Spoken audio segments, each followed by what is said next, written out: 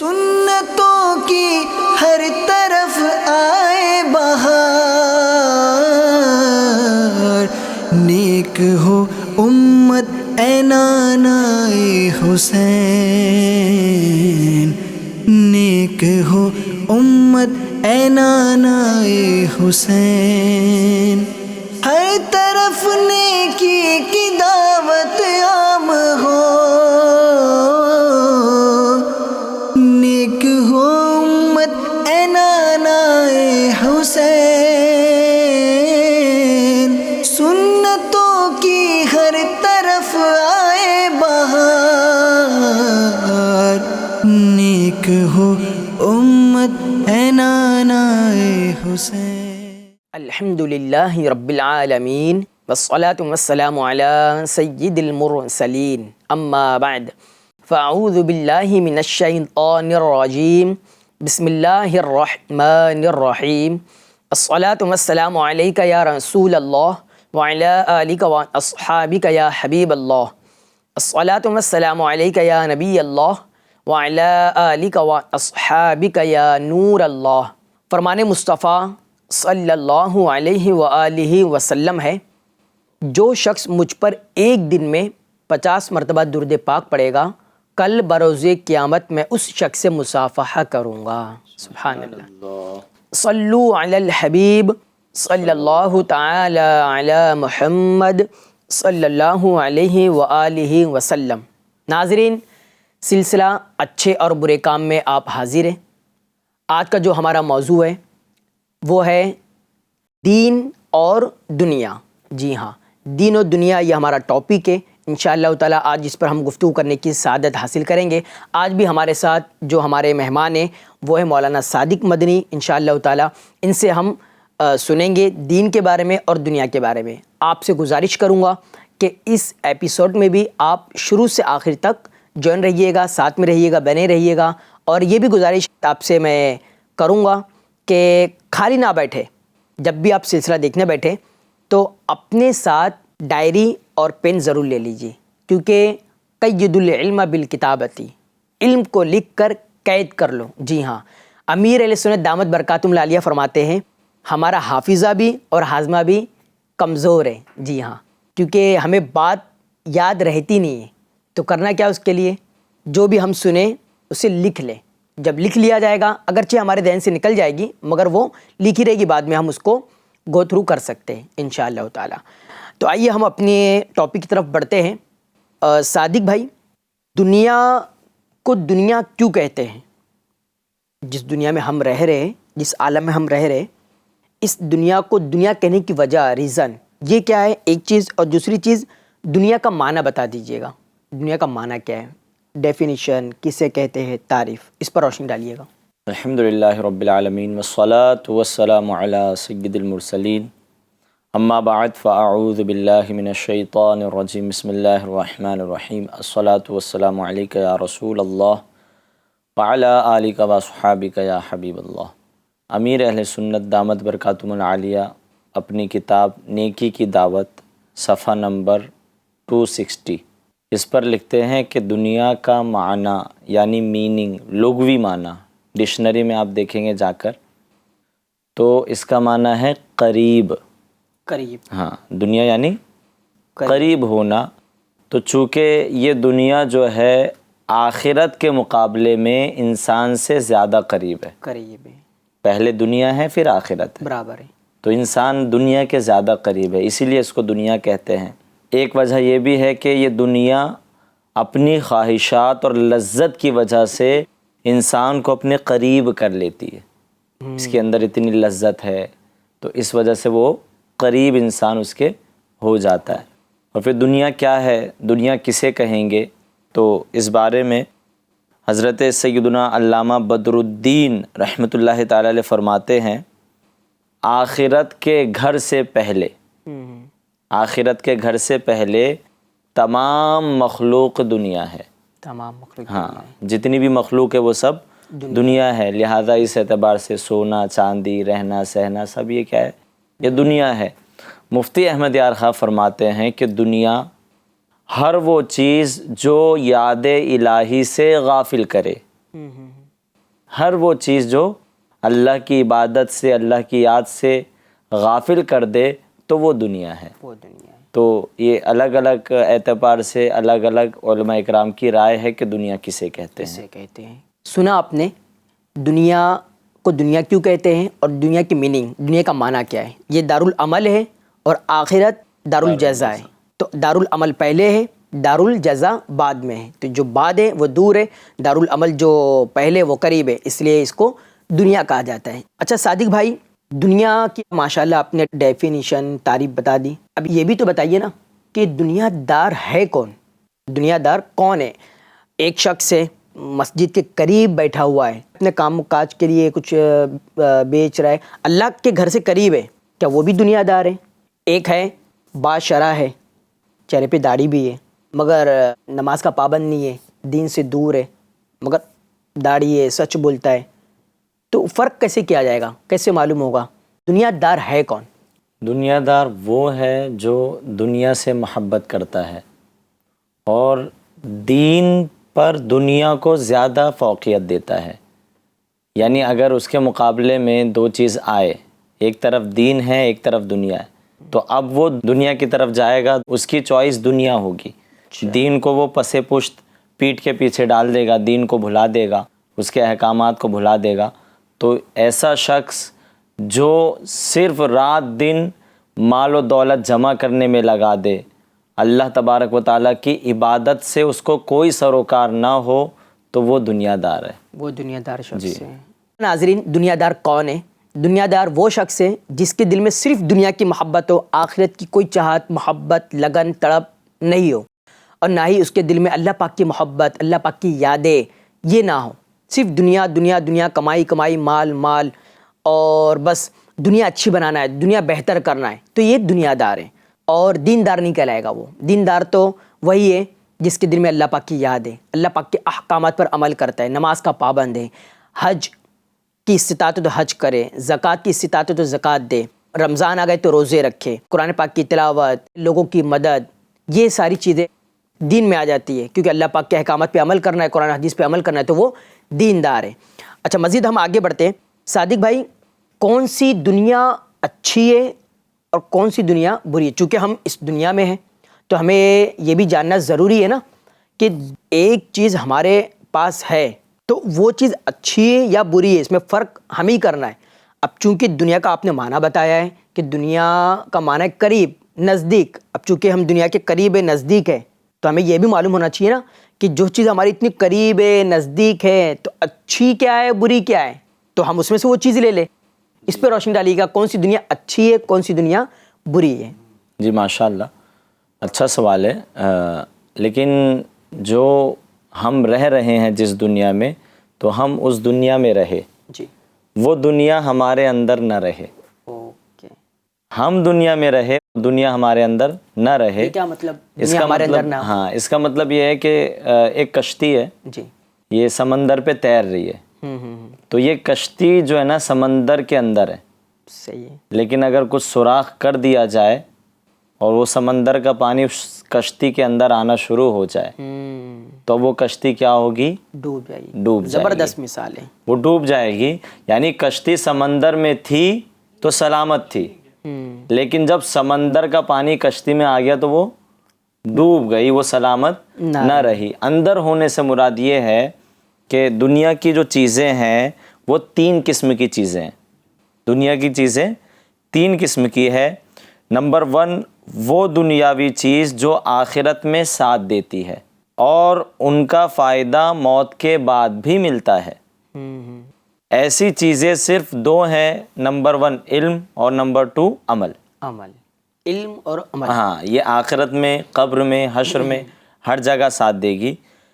عمل سے مراد اخلاص کے ساتھ اللہ کی عبادت کرنا، اور دوسری وہ چیز جن کا فائدہ صرف دنیا تک ہی محدود ہے، آخرت میں ان کا کوئی پھل نہیں ملتا، جیسے گناہوں سے لذت حاصل کرنا۔ یہ تو بری دنیا ہو گئی۔ یہ بری دنیا ہو گئی۔ جائز چیزوں سے ضرورت سے زیادہ فائدہ اٹھانا، مثلا زمین، جائیداد، سونا چاندی، عمدہ کپڑے اور اچھے اچھے کھانے کھانا، اور یہ دنیا کی قابل مذمت قسم میں شامل ہے۔ تو پہلی چیز جو ہمارے مرنے کے بعد کام آئے، اور دوسری چیز جو مرنے تک کام آئے، آنکھیں بند ہو گئی اور وہ یہیں رہ گئی۔ تو دو چیزیں ہم نے ابھی سنی، پہلی چیز جو آخرت میں بھی کام آئے، مرنے کے بعد بھی کام آئے، اس میں سے دو چیزیں ہیں، ایک علم اور دوسرا عمل جو مرنے کے بعد بھی کام آئے گا۔ صادق بھائی، مرنے کے بعد جو کام آئے گا، تو اس کی وضاحت کیجیے گا نا، اس کی تفصیل کیجیے، کیا کیا چیزیں جو مرنے کے بعد کام آ سکتی ہے؟ جیسے علم ہے جی، تو کوئی اچھی سی کتاب لکھ کے چلے گئے، مسئلے مسائل کی کتابیں لکھ کے چلے گئے، قرآن پاک کا ترجمہ لکھ کے چلے گئے، یا کسی نے کسی کو پڑھا دیا، علم اس نے سکھا دیا کسی کو، تو جب تک وہ پڑھاتا رہے گا، لوگ اس کی کتابیں پڑھتے رہیں گے، تو اس کو مرنے کے بعد بھی ثواب ملتا رہے گا۔ نیک اولاد بھی اسی طرح، ہاں، نیک اولاد اسی طرح، عمل میں نیک اولاد آ جائے گی۔ عمل میں نیک جیسے اس نے جو ہے نیک اولاد کو اس نے عمل کیا اور اپنی اولاد کو مدرسے میں ڈال دیا، جی، قرآن پاک سکھا دیا۔ اسی طرح کہیں سبیل لگا دی، سبیل کیا چیز؟ سبیل یعنی پانی پینے کا، کہیں صحیح ہے، پانی کا اہتمام کر دیا مسافروں کے لیے، یا پھر کہیں جو ہے وہ اس نے مسجدیں بنا دی، مدرسے بنا دیے، تو مرنے کے بعد یہ سب کام آ جائے گی۔ اور دوسری چیز تھی جو صرف ہمارے جو ہے آنکھ بند ہونے تک کام آتی ہے، جیسے سونا چاندی، رہنے کا مکان، پہننے کے کپڑے، آنکھ بند ہوئی یہ یہیں رہ جائیں گے، چھوڑ جائیں گے۔ ہاں، تو یہ قابل مذمت دنیا ہے۔ تیسری جو چیز ہے وہ چیزیں جو نیکیوں پر مدد دینے والی ہوں، نیکیوں پر مدد کرنے والی ہوں، جیسے ضروری غذا۔ غذا نہیں کھائیں گے ہم پیٹ بھر کے تو طاقت کہاں سے آئے گی؟ طاقت نہیں آئے گی تو عبادت کیسے کریں گے؟ اسی طرح کپڑے پہننے کے لیے، ہے نا، تو اس میں بھی یہ بھی ضروری ہے، ستر چھپانا جو کہ فرض ہے، ستر چھپانا فرض ہے نماز میں، اور ویسے بھی ستر چھپانا فرض ہے۔ یہ قسم بھی اچھی ہے، لیکن اگر صرف دنیا کا فوری فائدہ اور لذت مقصود ہو تو اب یہ دنیا مذمت کے قابل کہلائے گی۔ یا صادق بھائی، اس سے یہ بھی سمجھ میں آیا کہ جو آپ نے یہ بیان کیا نا کہ کپڑا ہے، کھانا ہے، مکان ہے نا، یہ دنیا میں ہی آتا ہے جی، مگر اس میں بندہ وہی چیز اچھی نیت شامل کر لے تو یہ کہ اچھی دنیا بن جائے گی، اچھی دنیا بن جائے گی۔ حالانکہ یہ چیز مباح ہے کھانا کھانا، جی، ہے نا، اور اس پہ اس نے نیت کر لیا کہ عبادت پر قوت حاصل کرنے کی نیت سے میں کھانا کھاتا ہوں۔ جیسے کہ آپ نے کہا نا کہ میں کھانا کھاؤں گا تو جس میں جان باقی رہے گی، طاقت رہے گی تو پھر عبادت کر پائے گا، تو وہی کہ اچھی نیت کر لے۔ جی، کپڑا اس لیے پہن لیا کہ اللہ پاک کا حکم ہے نا، ستر چھپانا فرض ہے، نماز میں بھی فرض ہے، یہ نیت کر لیا تو اب اس کا کھانا کھانا، کپڑا پہننا، سبحان اللہ، ثواب میں شامل ہو جائے گا۔ جی جی، ماشاء اللہ، ماشاء اللہ۔ دیکھا ناظرین آپ نے کہ اچھی دنیا کیا ہے اور بری دنیا کیا ہے، دونوں میں آپ کو فرق معلوم پڑ گیا ہوگا کہ اچھی دنیا کیا چیز ہے، کہ جو دنیا میں رہتے ہوئے آخرت کی تیاری کر لی جائے اور وہ آخرت میں کام آئے، جس کی مثالیں مولانا صادق مدنی صاحب نے دی ہے کہ نیک اولاد چھوڑ دینا، کتابیں امت کے لیے لکھ دینا، مساجد بنا دینا، مدارس بنا دینا، سبیل بنا دینا، مسافر خانے بنا دینا۔ اب یہ ساری چیز کیا ہے، آپ دنیا سے چلے بھی جائیں گے انشاءاللہ تعالیٰ اس کا ثواب آپ کو ملتے رہے گا، اور یہ آخرت میں اس کی جزا آپ دیکھیں گے۔ اور بری دنیا وہ ہے جو صرف دنیا کے لیے ہو، جو گناہ پر چیز ابھارے، گناہ کی طرف لے جائے، آپ کے مرنے کے بعد وہ میٹر گناہوں کا چلتی چلے جائے، یہ بری دنیا ہے، جی، ہے نا۔ اللہ پاک ہمیں اچھے کام کرنے کی توفیق عطا فرمائے اور برے کاموں سے بچنے کی توفیق نصیب فرمائے۔ صادق بھائی، جس دنیا میں ہم رہ رہے ہیں تو اس سے متعلق میں ایک سوال کروں گا آپ سے کہ دنیا اور دنیا میں سب چیزوں سے بہتر کیا چیز ہے؟ آپ اگر دنیا کی سیر کریں گے، قرآن پاک میں بھی ہے کہ فسیروا فی الارض، تو زمین میں چل کر دیکھو خدا کی قدرت، خدا کی نشانیاں، سمندر میں جا کر دیکھیں آپ، اسی طرح بڑے بڑے پہاڑوں کو دیکھیں، اسی طرح خوبصورت جو ہے باغات کو، گلشنوں کو دیکھیں آپ جا کر، تو بڑی خوبصورت لگتی ہے، برفیلے پہاڑوں کو جا کر دیکھو، تو یہ دنیا کی خوبصورتی ہے۔ جی، لیکن اس دنیا کی خوبصورتی سے بھی بہتر کیا ہے؟ حدیث پاک میں ہے، میرے آقا رحمت عالم صلی اللہ علیہ وسلم کا فرمان عالی شان ہے، جنت میں ایک کوڑا یعنی چابک، ایک کوڑا رکھنے کی جگہ دنیا اور اس کی سب چیزوں سے بہتر ہے۔ کیا بات ہے. جنت میں اگر ہمیں اتنی جگہ بھی دے دی جائے جتنی جگہ میں چابک رکھا جاتا ہے تو وہ جگہ دنیا اور جو کچھ دنیا میں ان سب سے بہتر ہے. مفتی احمد یار خاں فرماتے ہیں کہ کوڑا یعنی چابک سے مراد وہاں کی تھوڑی سی جگہ ہے. جی. واقعی جنت کی نعمتیں دائمی ہیں، دنیا کی فانی. پھر دنیا کی نعمتیں تکالیف سے مخلوط، یعنی دنیا کی نعمتیں جو ہیں ان کو پانے کے لیے تکلیفوں سے گزرنا پڑتا ہے. پھر یہ مل جائے تو اب وہ نعمت جو ہے وہ زحمت بھی بن جاتی ہے، تکلیف کا سامنا کرنا پڑتا ہے. کوئی زیادہ ہی امیر ہے تو پھر اس کو جان کا خطرہ ہے. برابر ہے. تو یہ نعمتیں زحمت بھی بن جاتی ہے، لیکن وہاں کی جو نعمتیں ہیں ان میں زحمت کا کوئی خدشہ ہی نہیں ہے. کتنی بھی بڑی سی بڑی نعمت ہو وہ نعمتیں ہی ہیں، تکلیف ہی نہیں ہے. تکلیف ہی نہیں ہے. پھر دنیا کی نعمتیں ادنا چھوٹی، اور جنت کی نعمتیں اعلیٰ ہے.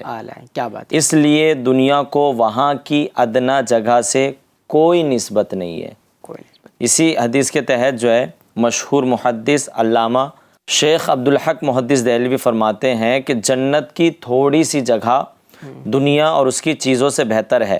کوڑے یعنی چابک کا ذکر اس عادت کے مطابق ہے کہ سوار جب کسی جگہ اترنا چاہتا ہے تو اپنا چابک پھینک دیتا ہے تاکہ اس کی نشانی رہے اور دوسرا کوئی شخص وہاں نہ اترے.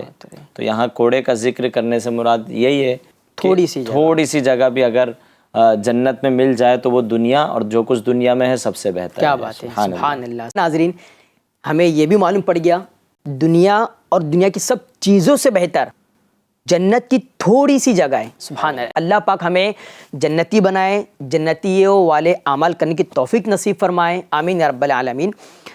صادق بھائی، ہر ایک انسان، جو بھی انسان ہے، وہ جو بھی کام کرتا ہے، جو بھی کچھ بناتا ہے XYZ، اس کے پیچھے اس کا کچھ نہ کچھ مقصد ہوتا ہے. بے مقصد وہ کام نہیں کرتا، ریزن ہوتا ہے اس کا. تو ہم جو دنیا میں آئے ہیں، آنے کا مقصد ایک آپ بتائیے گا، ایک، اور دوسری چیز ہمیں دنیا میں رہنا کیسا ہے، کیسے جینا ہے، اس پر روشنی ڈالیے. دنیا میں آنے کا مقصد اللہ پاک ارشاد فرماتا ہے وَمَا خَلَقْتُ الْجِنَّ وَالْإِنسَ إِلَّا لِيَعْبُدُونَ. ہم نے انسان اور جنات کو صرف اپنی عبادت کے لیے پیدا کیا. سبحان اللہ.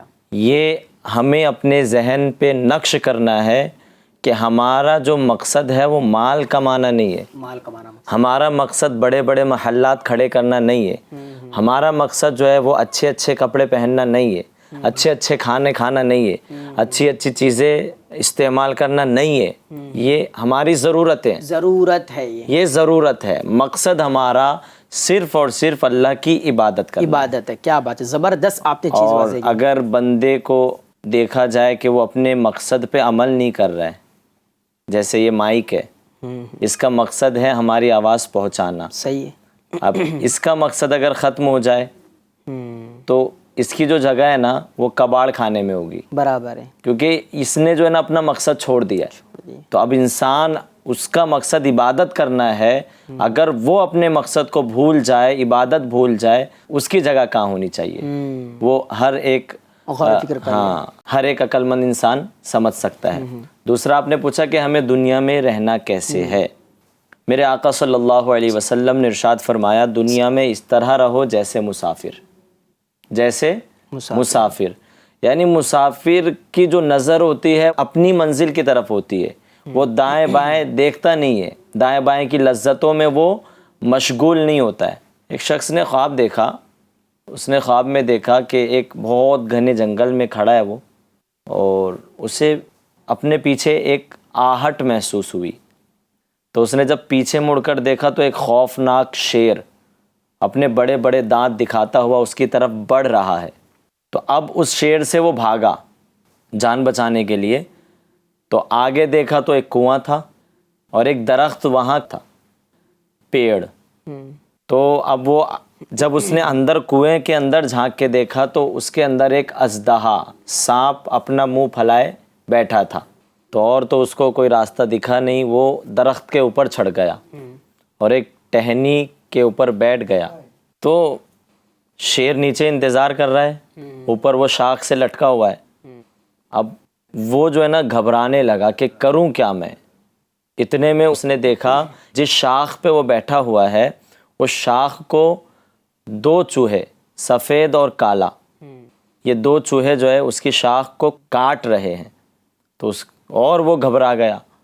اتنے میں اسے اس درخت کے اوپر شہد دکھا، تو اس نے سب کچھ بھلا کر وہ شہد کھانے میں مشغول ہو گیا۔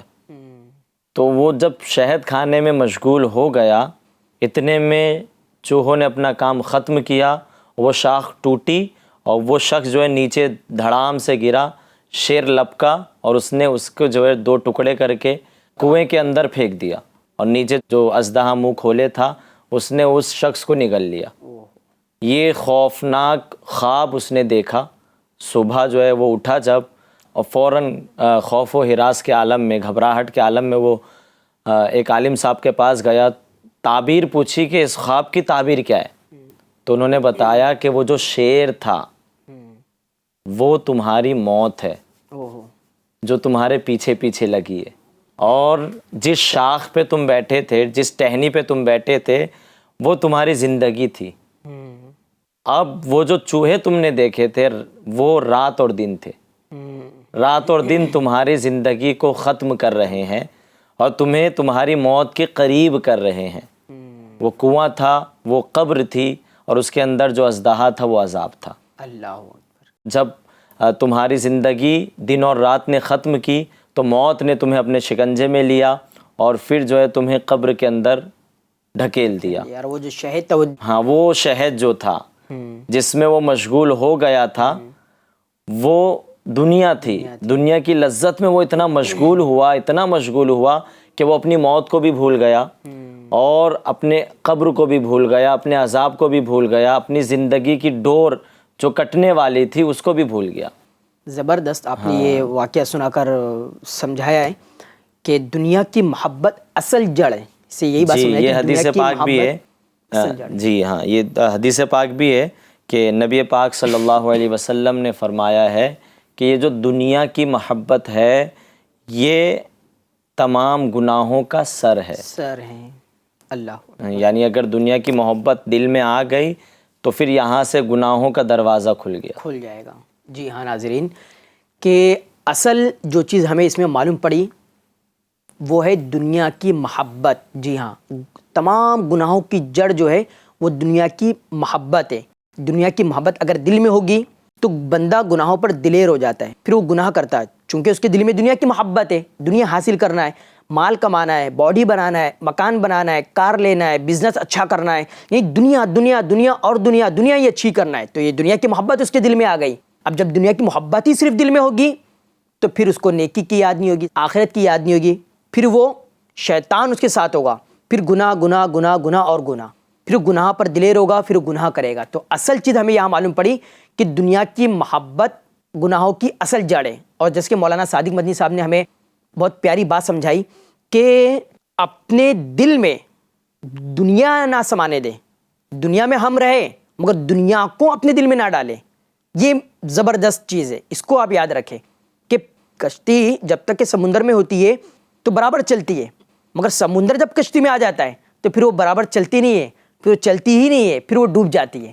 تو اسی طرح ہمارا بھی حال ہے کہ دنیا میں ہم رہ رہے ہیں اور اس کی چیزوں سے نفع اٹھا رہے، ٹھیک ہے، مگر دنیا کو اگر ہم اپنے اندر سما لیتے ہیں تو پھر ہم وہ کشتی کے مانند ڈوب جائیں گے۔ کہاں ڈوب جائیں گے؟ گناہوں میں ڈوب جائیں گے، پھر اللہ کی یاد نہیں ہوگی، پھر آخرت کی فکر نہیں ہوگی، پھر آخرت کو ہم داؤ پہ لگا دیں گے معاذ اللہ۔ دنیا کی محبت دل سے نکالیں، دنیا بس جتنی ضرورت ہے اتنا لے، آپ دنیا سے جتنی ضرورت ہے اتنا لے، اس سے زیادہ نہ لے۔ اور ہمیں یہ بھی سمجھ میں آئی بات، زبردست فرق سمجھ میں آیا کہ ایک چیز مقصد ہوتی ہے اور ایک ضرورت، تو مقصد کو مقصد کے تحت رکھے اور ضرورت کو ضرورت کے تحت رکھے۔ ہمارا دنیا میں آنے کا مقصد کیا ہے؟ اللہ پاک کی عبادت۔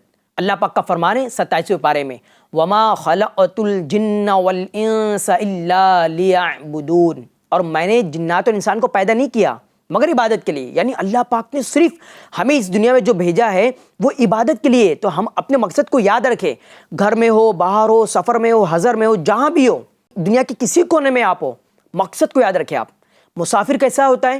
مسافر جہاں بھی جاتا ہے تو اپنے مقصد پر، اپنے گول پر نظر رکھتا ہے، اس کا وہی فوکس ہوتا ہے۔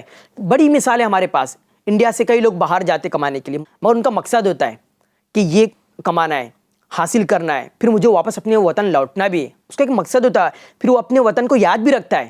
تو دنیا میں ہم رہے مسافر کی طرح رہے، کہ دنیا میں رہ کر آخرت کی تیاری ہمیں کرنا ہے۔ جی ہاں، تو اسی طرح جو مقصد ہے وہ عبادت ہے۔ ضرورت کیا ہے؟ کھانا پینا، سونا جاگنا اور مکان کپڑے، یہ سب ضرورت ہے، اس کو مقصد نہ بنائیں، مقصد اس کو نہ بنائیں، اس کو ضرورت کے تحت رکھے۔ ورنہ آج تو صادق بھائی آپ دیکھیں گے کہ لوگوں کا مطلب الٹ ہی ہو گیا ہے، یعنی یہ حال نظر آ رہا ہے کہ وہ اس انداز سے کما رہے ہیں کہ ایسا لگتا ہے وہی ان کا مقصد ہی ہے، مال مال مال، کمائی کمائی، پیسہ پیسہ، بزنس، حافظ میں تمیز بھی نہیں کرتے، دیکھتے بھی نہیں کیا حلال ہے کیا حرام ہے۔ اگر یہ فکر ہوگی نا، آخرت کی فکر، اور مسافر جیسے کہ آپ نے فرمایا کہ مسافر کی طرح رہنا ہے، یہ فکر ہوگی نا کہ بھائی یہ مسافر ہے، ہماری جو منزل ہے وہ جنت ہے، آخرت میں اٹھنا ہے، حساب و کتاب دینا ہے، پھر لمٹ میں کمائے گا، ضرورت کے مطابق کمائے گا، پھر وہ عبادت بھی کرے گا وقت پر جو اس کا مقصد ہے، وہ جمع بھی نہیں کرے گا، جمع بھی پھر نہیں کرے گا۔ جیسے مرشد کریم کو دیکھ لیجیے آپ، کوئی بینک بیلنس نہیں ہے، کوئی بینک بیلنس نہیں ہے، آپ کو پتہ بھی نہیں کہ چیک کسے کہتے ہیں۔ مرشد کریم کون؟ امیر اہل سنت، قبلہ امیر اہل سنت، قبلہ امیر اہل بانی سنت دعوت اسلامی، دامت برکاتہم العالیہ کو دیکھ لیجئے، دنیا سے اتنی بے رغبتی ہے کہ آپ کو پتہ نہیں کہ وہ چیک کیا ہوتا ہے، اس پہ سائن کرنے سے کیا ہوتا ہے، اس کو فیل کیسے کرتے ہیں۔ اللہ، بولے یہ سب مجھے پتہ ہی نہیں۔ اللہ کے ولی ہے یہ۔ آپ جب گفتگو کر رہے تھے نا، میرے ذہن میں بات آئی، وجہ کیا ہے؟ امیر اہل سنت دامت برکاتہم العالیہ کے دل میں دنیا کی محبت ہے ہی نہیں ہے۔ جی ہاں، یہاں تک فرماتے ہیں مجھے وہ کیا بولتے ہیں، آپ مبالغہ فرماتے ہیں، نوٹ بھی گننے نہیں آتا ہے، بولے مجھے بندے چلانے آتے۔ تو یہ ہے اللہ والوں کی صفت، دنیا کی محبت ان کے دل میں نہیں ہے، دنیا میں رہتے ہوئے یہ آخرت کی تیاری کرتے ہیں۔ سبحان اللہ۔ تو ہمیں بھی ناظرین مقصد کو سمجھنا ہے، ضرورت کو سمجھنا ہے، اور دنیا میں رہتے ہوئے آخرت کی تیاری کرنا ہے، اور اچھی دنیا کیا ہے، بری دنیا کیا ہے، سارا کچھ ہم نے سنا ہے۔ اللہ تعالیٰ سے دعا کہ اللہ تعالیٰ ہمیں کہنے سننے سے زیادہ عمل کرنے کی توفیق عطا فرمائے۔ دنیا میں رہتے ہوئے اللہ پاک ہمیں آخرت کی فکر کے ساتھ ساتھ آخرت کی تیاری کرنے کی توفیق عطا فرمائے۔ ناظرین، سلسلے کا وقت ختم ہوا چاہتا ہے، پھر ہم انشاءاللہ تعالیٰ نیکسٹ ایپیسوڈ میں آپ سے ملاقات کریں گے، اور کچھ چیزیں باقی رہ گئی ہے، پھر ہم انشاءاللہ تعالیٰ کنٹینیو کریں گے۔ صلو علی الحبیب صلی اللہ تعالی علی محمد صلی اللہ علیہ وآلہ وسلم۔ سنتوں کی ہر طرف آئے بہار، نیک ہو امت اے نانائے حسین، نیک ہو امت اے نانائے حسین، ہر طرف نیکی کی دعوت عام ہو، نیک ہو امت اے نانائے حسین، سنتوں کی ہر طرف آئے بہار، نیک ہو امت اے نانائے حسین۔